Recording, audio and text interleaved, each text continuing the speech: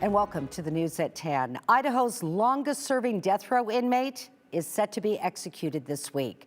73-year-old Thomas Creech was sentenced to death for killing a fellow inmate inside a state prison in 1981. He has been convicted of 5 murders from several decades ago. Ahead of Wednesday's execution, local faith leaders are speaking out against the death penalty. And our Jude Binkley was at one of those sessions. You just kind of got done with that. What'd they have to say? Yeah, well, Carolyn, there were Methodist, Jewish, and other faith leaders at today's discussion. And the group says you can't solve violence with violence and that government cannot be trusted with the power to kill.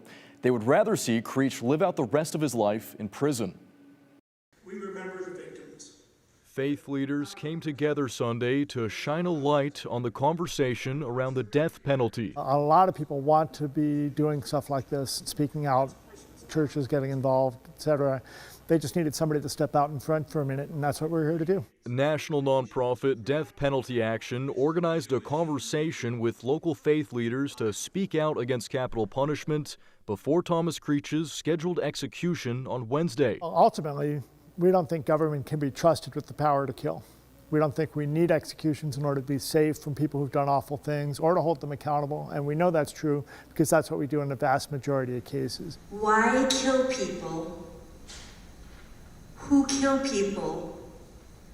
To show us Americans that killing people is wrong. One of the speakers at the event was Suzanne Bosler, the daughter of a murder victim who was stabbed herself during the attack. During the trial, Bosler testified against giving her father's killer the death penalty. Forgiveness is good, but it's not saying where it's okay for what he did, but we do not kill people. We do not murder, we do not execute, we do not have the death penalty. It is not right. Bosler says it took time, but her faith taught her to forgive. I truly believe that my father,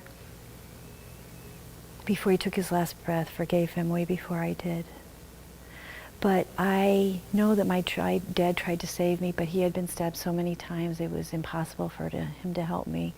And I almost feel sometimes that he was there for me to hopefully save me in the sense of a spiritual sense that I could maybe survive. Bosler says her goal as a survivor is to speak out and share her story until the death penalty is abolished. They're saying it's wrong, but they're showing that it's they can do it too, and it's right. So justice is not served, and it's not right. It costs more money, and it never has brought closure to people who thought that it would bring closure to. And these groups have several other execution protests scheduled this week, including one to deliver a petition to Governor Little. Carolyn, they also plan to protest outside the prison the morning of the execution, and that's one element of the execution we'll be covering here on KTVB Wednesday morning. All right, Jude, thank you very much for that. So